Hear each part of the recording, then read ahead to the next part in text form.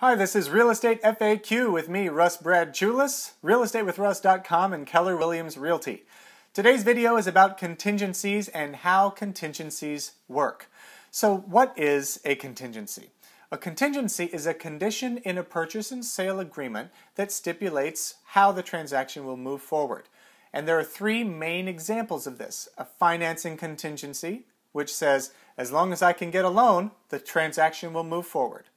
An inspection contingency, which says, as long as I'm satisfied with the inspection, the transaction will move forward. And then another one that is common is subject to the seller finding suitable housing, which says that the seller, as long as they can find suitable housing to move to, the transaction will move forward.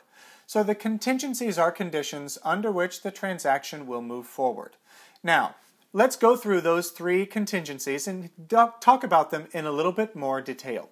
So the financing contingency will typically have three parts to it. One, it will say, I need to have this much of a loan commitment by this date. So it will say, I have to have the commitment by that certain date. It will also tell you the amount of the commitment. So it will reflect if they're getting a 10, 20, 30% down kind of loan, and it will tell them the date by which they need to have that commitment in order for the transaction to proceed. And then lastly, they will have usually a date for when they have to apply for the loan, saying that if they don't apply for it by this date, then the transaction's not going to move forward. Now on the inspection contingency, you'll typically have two dates.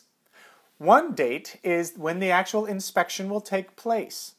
The second date is usually 1 to 3 days after that, by which the buyer will need to respond to the seller and say, yes, we're moving forward, or no, we'd like to have these things paid for, and actually have that conversation with the seller or the seller's agent about what needs to be addressed after the inspection.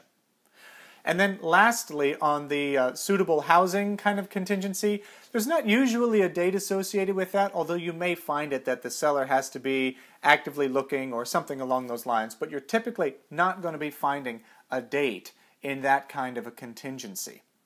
Now, the last two tips when we're talking about contingencies.